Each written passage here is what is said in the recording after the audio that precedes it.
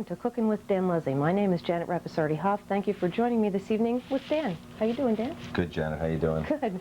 What are we doing this evening? We had a couple of dishes we were going to do. The main thing I wanted to do today was do a little pesto. I wanted to make a little basil pesto and toss it with some pasta and show our viewers how they could. It's one of these things that can turn into a nightmare if you're not careful. Oh. All right, and the basil's a wonderful thing. You can see we've taken some. The basil's some nice basil and fresh. leaves. We've peeled them, and you got to be very careful to wash these leaves thoroughly because you can really get some grit into them. You want to soak them for a long time, maybe in some cold water, and just let the dirt go to the bottom. Wiggle it again, change the water. You just have to make sure it's clean. Okay.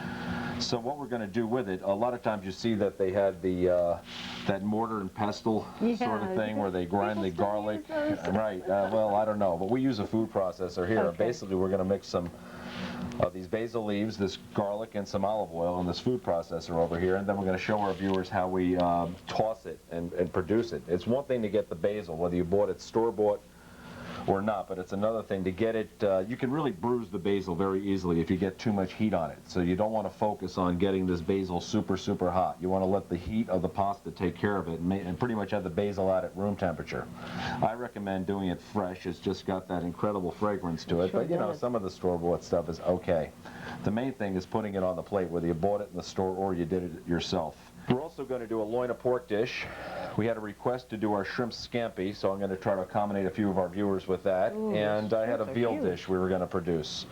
All right, I guess what we're going to do is get the loin of pork going first. Okay, it's a pizzaiola style, and I wanted to show our viewers how we brown the pork to the bottom of the pan. We were going to actually finish it in the oven and show the depth of flavor we can give your average tomato sauce. We were going to add our marinara to it, but just give it a little bit of a twist, so it had sort of a different kick to it. I wonder what I should do first, Janet, here. I'm not sure which one we're going to do. I guess we'll get the pork in the pan. We'll get this loin of pork in the pan first. We got a couple of combinations we're going to make. I'll get a little oil in the pan. And then I guess we'll make the basil pesto. I'll toss the pasta in. We'll see if we can make some sort of combination here to expedite. I don't want to get the pan too hot here, and I'm going to flour. These are very thick. We don't have them this thick all of the time, but occasionally we do them this way. Actually, this could be dinner for 2 people. All right, we'll make it we'll think in terms of dinner for 2. You can see those things are colossal. Okay. They're about a half a pound each. And I want to be very careful. I want to brown them, but I don't want to. We're going to finish them in the oven. We're going to sear them in the pan, brown them in the pan, and finish them in the oven. I feel like by cooking something that thick in a pan for that period of time, it's going to cause it to get rather dry. The oven temperature seems to baby it a little bit. Okay. So I'm going to turn the flame down to about halfway. And I guess I'll get started on this pesto here. We want to run it through the food processor, and we don't want to, we want to have it in there as little as possible. You know, we don't want to just beat it up totally. We want to get it in position to toss with the pasta as quickly as possible. And that's because the basil is so fragile? Yes. Okay. I'll save that leaf for a little bit of a garnish. Alrighty. We'll put these leaves in here. Now this, I'm sure, is going to be very interesting for our viewers at home because most of us just go to the store and buy the Right, little you jars. can do that also. You can do that also. Can add a little garlic. We'd rather not, but I know, but it's after this show, we won't. yeah, but so many people have the basil in their gardens in the summers and stuff like that. You know, it's just a nice thing. It's not that difficult. The main thing is that the basil's washed and that you do have a food processor.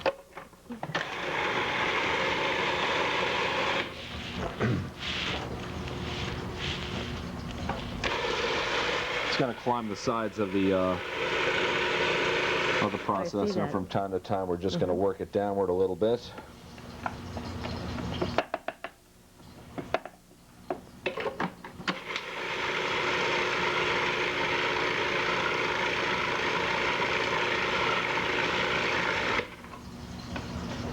Okay, it's getting to where it's kind of a paste. You can see inside there that it's breaking it down pretty nicely. I'll just give it a little bit more.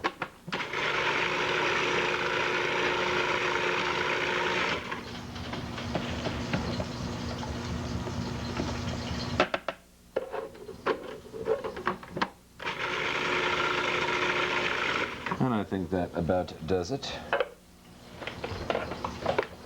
And I'll take this out, and I guess I'll put it just on a little plate right here. So nice and bright green. You don't see the store-bought stuff usually that green. No, like that, not at you know. all. It's got that Actually, you nice don't get fragrance the, to it. yes, you don't get that aroma when you buy something store-bought either. Right, right. But this is really nice stuff. It really does something great to the pasta dishes, you know. But the main thing is actually the heat that you're taking it off in.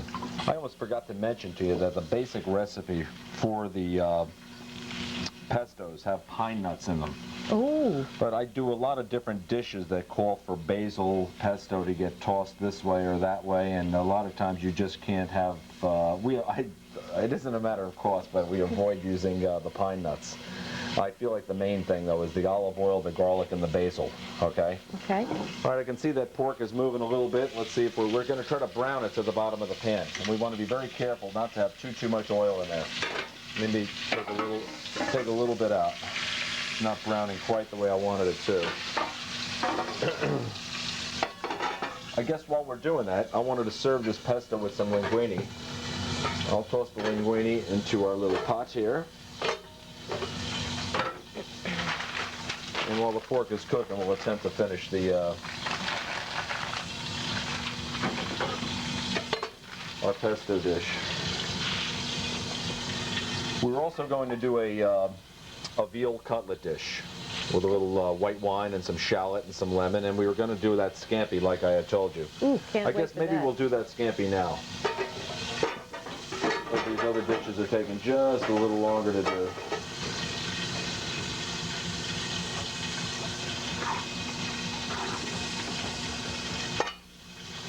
Again, I don't do the shrimp scampi the traditional way. Most of the ways you'll see it produced is where it's with some oil and wine and garlic and Right. butter or whatnot, and they put it under a broiler and they'll put it over some rice or some pasta to catch the liquid.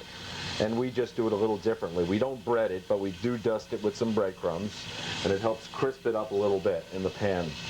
We toss the oil, we cook it out, that we cooked it in, and produce the sauce in the pan. So it's just the shrimp and the sauce by itself.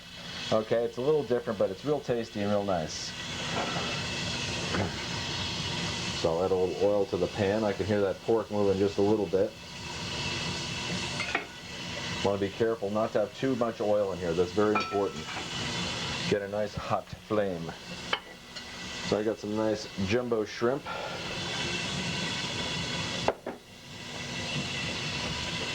Now, when our viewers are looking to reproduce the shrimp, is there Right. a size they should ask for, or is it just jumbo? Yes. These are U15s. They're very large U15. shrimp. I mean, they get very large. They're U12s, U10s, and you get these monsters that you need a baseball bat I mean, they're to pretty handle. big. Yeah, right. The shrimp that ate New Orleans, right? But these are real nice sized shrimp, a real good jumbo shrimp. You know, they're a little. Some of these supermarkets advertise the jumbo shrimp, but you can see we're not breading them. There's no liquid egg and flour and that sort of thing here. We're just dusting them a little bit. We just want to get a little crisp on the outside. They're not going to taste breaded. Let's see, the linguine's moving along there. We got the pork is browning up. Hopefully I haven't bit off more than I can chew here. Ah, thank you. I didn't put that much linguine in the pan, in the pot, but I just wanted to have enough just to give you the idea of what we were trying to do here. Okay, you see how they're browning that nice? looks It's getting good. to the bottom of the pan a little bit. And in a second or two, we're going to finish those in the oven and produce a sauce. You can see here that we have this in a nice cast iron pan. And I have as little oil in there as possible. If I need some, I'll add some more, but you don't want to drown this. Basically, when I tip the shrimp over, I want to just be in the process of finishing the dish. Okay. We don't want to be cooking it on all the sides, submerged in oil, and it gets very oily and greasy, and it just doesn't have that pop. And that's the main thing about these sauteed dishes while I'm thinking about it. there's a real fine line between something that's pretty good and something that's great. You know, something has some real jump to it. And a lot of it has to do with the amount of the oil, the pan temperature, and just a lot of experience in doing this sort of thing. It's not easy to do. It's not like putting the steak under the broiler. There's a little something to it.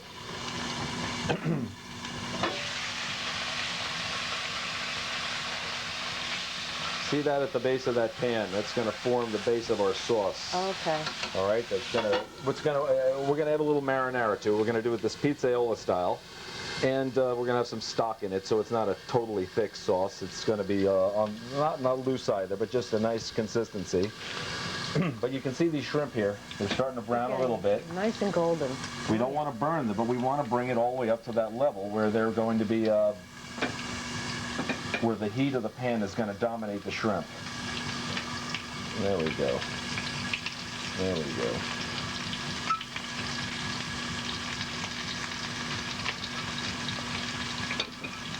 I might want to throw a little bit more oil in there. And now I noticed the pan was pretty hot before Right. you put the shrimp in there. No. No? It was a pretty. We do get the pan hot, but we don't want to start it off where we're putting it in and it is burnt. We want to bring it up a little more slowly. Oh, okay. Okay. All right, I'm going to take our loin of pork here. I'm going to put them in the oven. Because like I said, by the time this pork is cooked all the way through on a stovetop, forget about it. Forget about it. I'll add just a little salt to it. And we're going to finish them in the oven here and roast them. I'll put that to the side. I'll show you how we finish that. Figures everything's happening at one time here. I want this pasta nice and al dente. All right, I'll turn the linguine off. I think it's right about where we want it. And I'll finish that. I'll finish the scampi first, the pesto second, and the sauce for the pork third, okay? But you can see how these shrimp are browned very nicely. Yeah. I'll get them out of the way so we can see them with our camera. And you can see they're not breaded. The breadcrumbs have kind of fallen off. Mm-hmm. And they're basically there. It's kind of we're going to add a little garlic back here. And again, I've put this through the processor. We mince this up. We want it to disappear into the dish. I got a little jug of Vino Blanco here.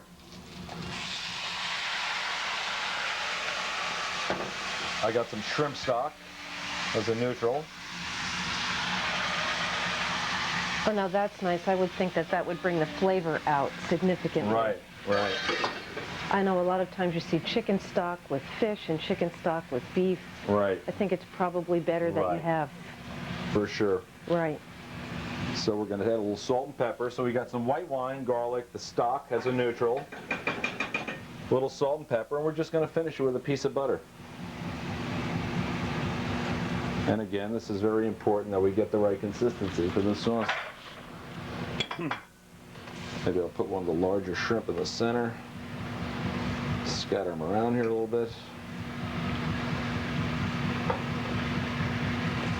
And just let the sauce come together a little bit.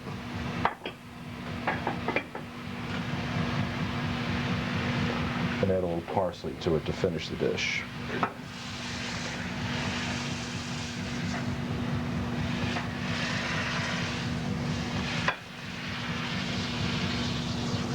And then we have a little shrimp scampi. Garnish it with some parsley. Maybe add a little larger leaf on there to bring the color up a little more. And there we have that.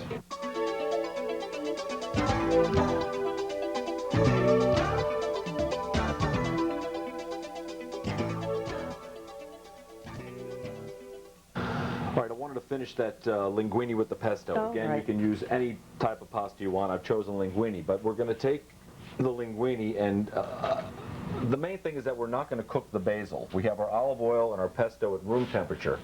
And the only thing hot here is going to be the pasta. You don't want to cook the basil. It's just going to scorch it. It's not a good thing. So I'm just going to take our linguine here and drain it. You want to get a nice light imported linguine so you don't feel like you have to rinse it at all. Okay. Okay. I'm going to put some in a bowl here. I think I have some Parmesan cheese out here. Get some nice Parmesan cheese that's going to melt rather quickly, and you can always put a little bit more on the top. And I'm going to add a little salt and pepper.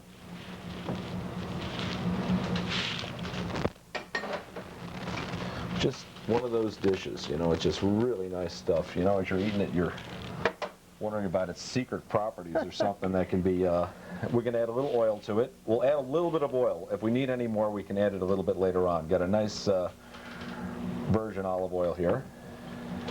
And I can also add more of the pesto in afterwards. So all I have here is hot pasta with the Parmesan. And There's the secret ingredient. Ooh. And the pesto. And all these ingredients, that you can, you want to add them twice, especially the oil. You don't want to make it too greasy. You can see that this goes a long way, this stuff. Yeah, and that's a nice blend. Right, right. And it's very hot. The pasta's hot. You don't have to have the sauce boiling hot also. You just don't need it. But then you don't want to take it right out of the refrigerator. Maybe get it down to room temperature. I could possibly use a tad more oil there, no? Mm-hmm. And you can smell that fragrance coming off wonderful. of there. Yeah, isn't that nice? Yeah. But you don't want to, go ahead. The basil is a nice consistency. I think when you buy it, it's kind of soupy and sort of milky. Yeah, you want to, you can do it by yourself, get it out of your garden or steal it out of your neighbor's garden. That's what you want to do. And this is it. It's just a simple kind of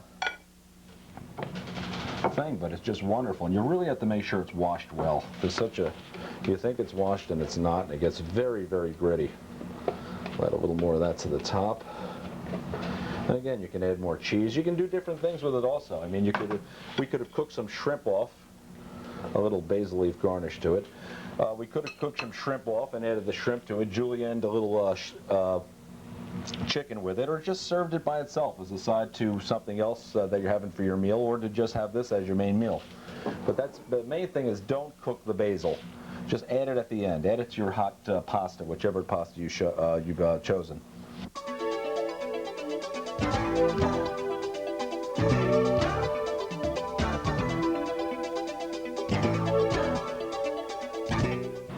Okay, Dan, where do we go from here? I wanted to finish that loin of pork dish, those thick chops that we put in the oven. We started them in the pan. We browned them up real nicely, okay? And we're finishing them in the oven. It's a really good thing to do if you had some thicker pork chops or steak or something like that. You were going to make a sauce, or to start it in the pan, finish it in the oven. Oh, okay. They're juicier that way. I feel that way, yeah. And I should have finished this right away, deglazed the bottom of this pan. In other words, brought that brown up into the... but we were finishing the pesto at that time, so I couldn't quite get to it. Okay, so hopefully I won't burn this at all. I'll just get the pan temperature up a little bit where I could work that. Okay. Yeah, I saw a fellow on that TV network. He was doing different types of restaurant steaks and stuff like that, how to get that restaurant flavor into the beef, and he did it grilled. He recommended using your outdoor grill. He did a couple that were just cooked totally in a pan. And he did one under a broiler. A lot of times your household broiler isn't that strong, and he was trying to illustrate how it can get very gray. But then I was almost going to send something into him. He didn't do it this sort of way, where he pan browned it, had the oven turned up really high, and finished it in the oven like that. And I think it's just a great way to do it. All right, what we're going to do is we have a little mash of this celery and onion mixed together. We did it last time with our clam sauce. I've got a little garlic here. Gonna add a little more garlic, and I've got some white wine that's gonna bring it all together. Oh, yes.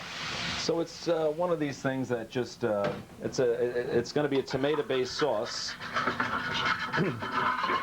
So we're going to cook this off a little bit and try to bring up this flavor to the wine and marry these ingredients up a little bit. Gets that celery and onion with the marinara and that garlic and that brown flavor. It just gives it a nice kick. Just going to use some penne pasta with this, so I guess I'll get it in position so that we're ready to go. So you see how that brought the whole bottom of the pan up? Mm-hmm. That's going to be the base of our sauce there. A little garlic and that celery and onion. White wine adds a nice little accent to it. I've got some stock here.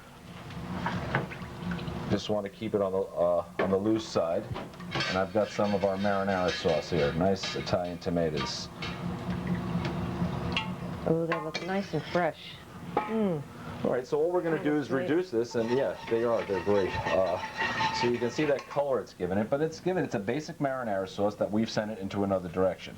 Okay, you can, these shrimp fra diavolo as you do, you can saute some shrimp in a pan, put some neutral marinara, and now it's a shrimp sauce. You know, just think of the marinara as being more of a neutral like that, okay, and flavor it with other things. I'll toss our pasta into the strainer so it's not completely water laden when we go to finish the dish. I'm going to add a few olives to this. And I'm going to add a few mushrooms to it.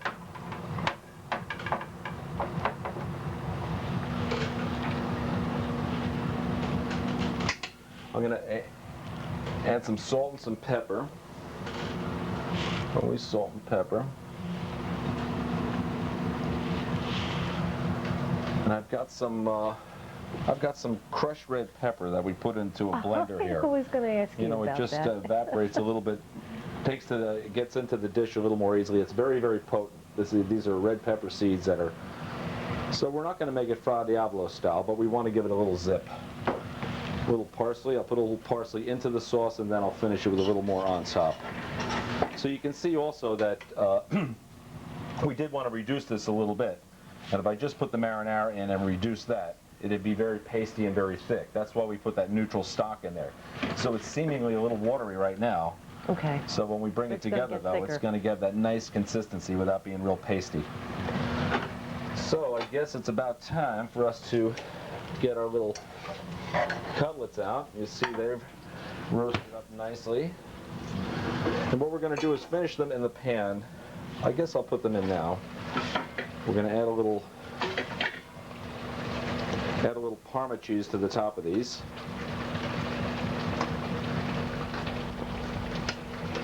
And we don't want them in the pan that long. Add a little bit of this to the top. I love the way this Parma cheese, you don't want to put too much on, but I love the way it melts on the top. It has that nice milky look. And I guess I'll get a plate ready. Because, like I say, I just want to melt the cheese. I don't want to have the pork in that pan all day.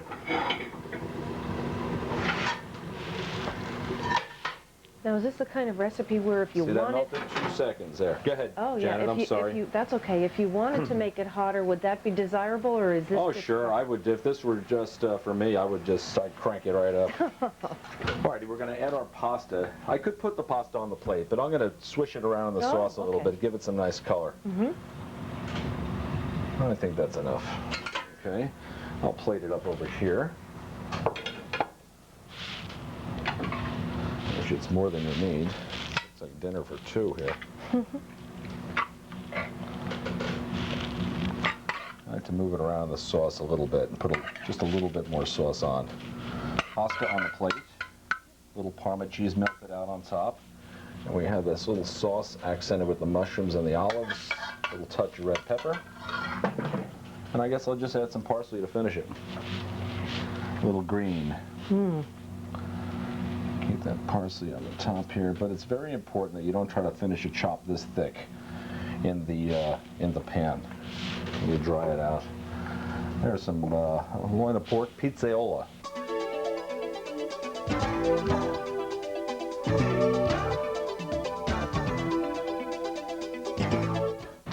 All right, I guess we have time for one last little dish here, huh? Okay. We're going to do a veal dish. Just a veal dish. I named it after my son Nicholas, and couldn't think of anything else to call it, so I started going with family members. But we'll have the dog and the cat in there soon. We're going to put a little veal in the pan and just make a nice little light cream sauce, a little cream reduction to the sauce. Okay. Alrighty, going to get this pan kind of hot. When we're doing the veal, we like to keep the amount of oil in the pan. Once again, I'd rather add a little oil to the pan as opposed to having to take it out. We want to finish it very, very quickly. And this is actual cooking time, folks. I'll add a little oil back. Maybe we'll, I'll probably end up putting a little more back in the pan, but I'd rather do that, and get this pan very hot.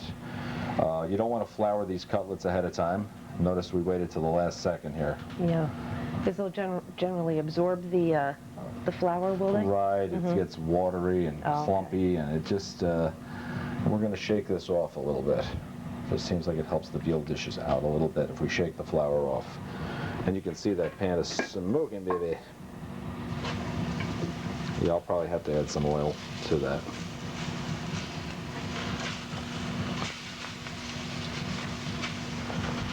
You'll hear this noise level go up a little bit when I add the oil in. That means we need more oil. Gave it a little Well, jump I start. rather, it is more economical. But the main thing is we're thinking of the dish first. And once you don't get the temperature right, there's a little too much oil in there, this stuff just doesn't get that zip, you want it to have zip.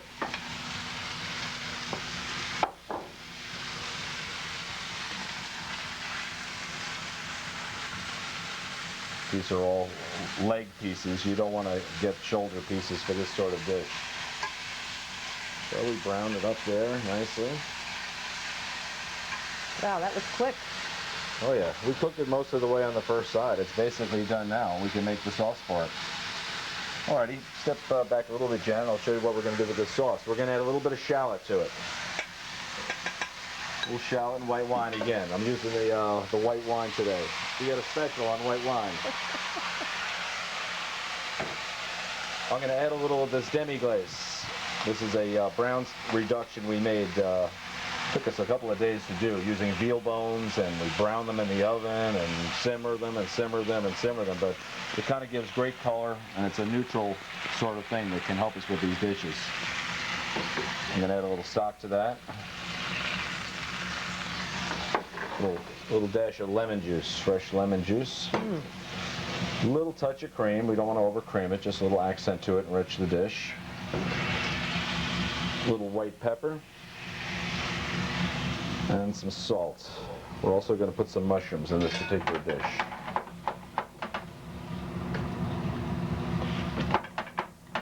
There we go. We'll get it back to the pan, and we're going to end up finishing it with a little butter. I want to get these cutlets out of the pan, however.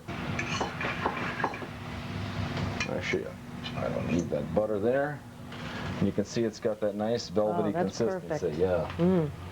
Anybody can make a thick sauce. Anybody can make a very, very thin sauce.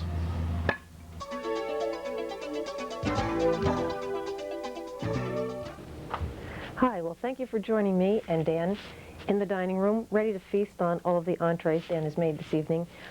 These are I have to say, these are very light, very simple things to make at home, and they're just delectable treats, so why don't we just kind of review them, Dan? We had the linguine with the pesto. Again, don't bruise the basil. We had the veal Nicholas with the shallot lemon white wine sauce. We had the loin of pork that we started in the pan, finished it in the oven, with a little pizzaiola type sauce on it, and a basic shrimp scampi, my style. Okay, well, it looks good. We're ready to eat. Thank you again for joining us this evening on Cooking with Dan Leslie. See you again next week.